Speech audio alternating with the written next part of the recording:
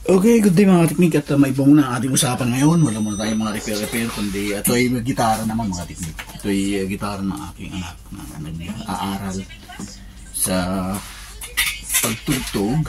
Ngayon, may nabili akong gitara kaso nga lang classical siya, classic guitar. Eh, hindi siya komportable sa ganitong string. So, minabuti kong bumili ng pang-acoustic. Actually, first time kong gawin to, hindi ko sure kung pwede siya, pero try lang natin, subok lang. Tapos ang pinili kong string na binili is yung pinakamanipis kasi kung titingnan niyo yung kabitan kasi rito sa parteng dulong ito, parang siniksik lang sa butas yung string niya. Ngayon kung medyo makapal yung string, yung pinakamataas, yung E bass string, baka hindi sumuot dito sa butas. So, kinuha ko yung pinakamaliit or pinakamanipis. So, try natin kuan. At maganda rito, pag nag-install ka ng kuan, may guide din naman na technique. Yan. May color pa nga . So, kung dito sa pinakataas, ito yung 6 string. Brass gold. And E string. So, tignan natin mga technique. Yan. Naman natin itong kanyang string. Yan, Fender siya mga teknik. So yung unang-una dito sa taas is brass gold. Yan, brass gold mga teknik. Naman natin dito yung brass gold. Okay, sumahan dito. Yan, meron tayo.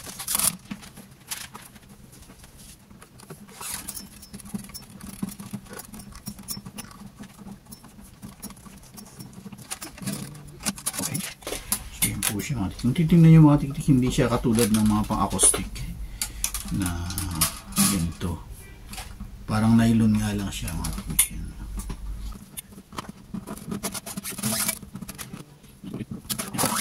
Nylon lang siya mga tiktik. Unlike ito, talagang steel. Steel siya. Ang tanong, yun ang pan natin dito. Tanong, kung papasok siya rito. Kung papasok siya, solve na tayo. Okay. Ayun mga teknik ko. Pumasok na. Ayun.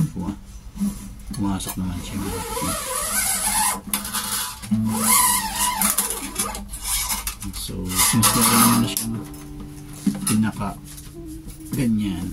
Kaya hindi natin kailangan ito.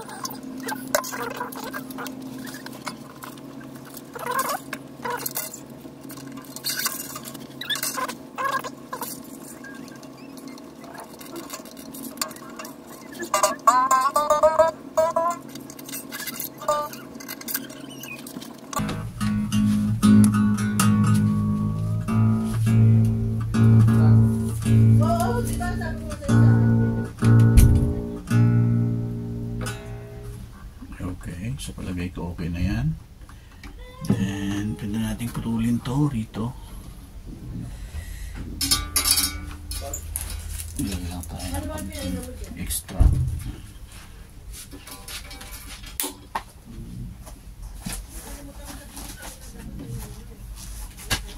And since steel naman siya, okay na siyang, okay na mag-lock yan.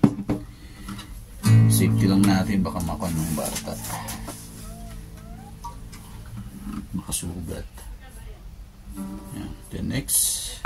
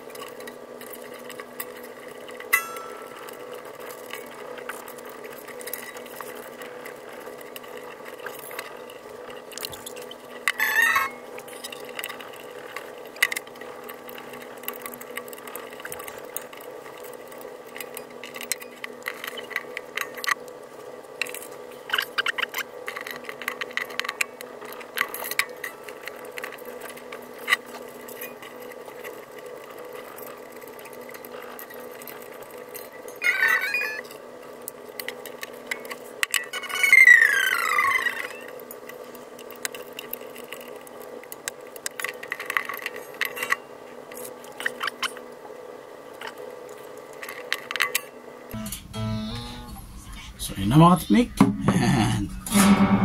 Yan. Tutunaw naman tayo ngayon. So guys, yan ang sunod natin gagawin ay ititimplahin natin yung kanyang itutuno natin. So ito meron tayong application dito na tuna guitar. So unahin natin ito, automatic yung setting niya. Pag pinas yung E string, yan makikita yung E string. Kailangan pumunta siya sa gitna.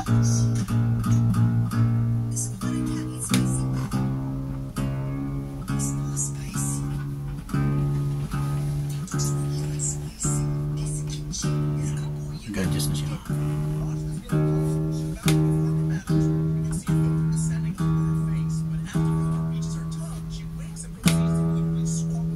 Yun. So okay na yung ating E string. Parang kulang ba?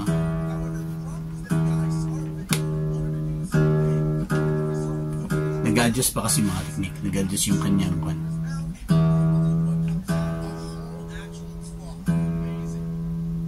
kasi na-stretch yung string ngayon. Yan, sumubra naman yata. Yan, okay. Then, next, A string.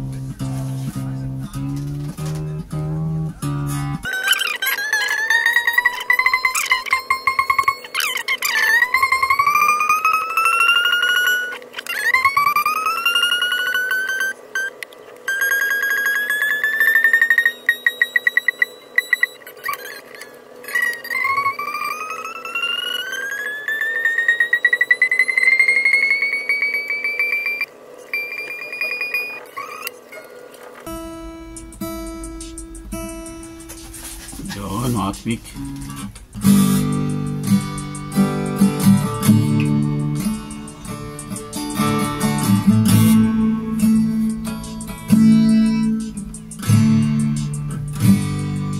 So, okay na mga tweak. At least ito medyo mas matining na yung ngayon, yung kanyang sound. Yan o. Yan. Kanta tayo. Isang kanta.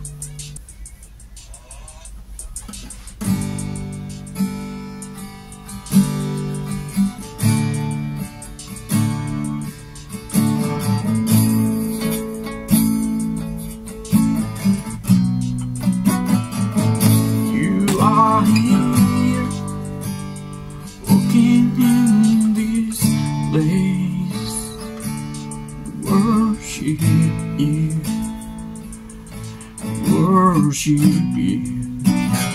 You are here, moving in our midst. Worship you. Worship you. You are here, working in this place. Worship you. Worship you. You waymaker, miracle, promise keeper, light in the darkness. My God, that is who you are.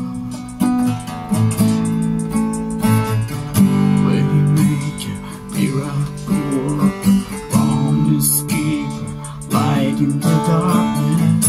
My God, that is who you are.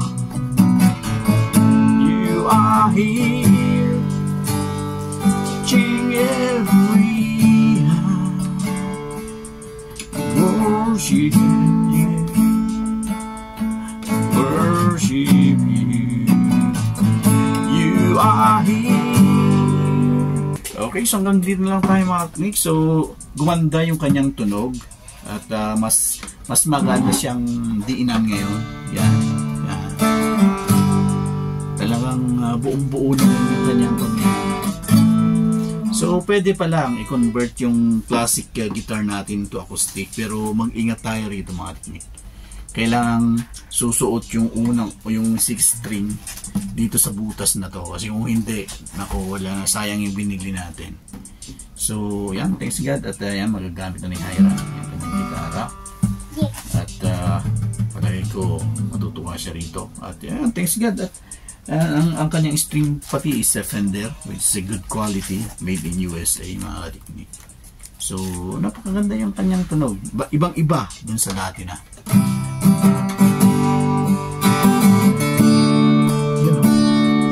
Yan.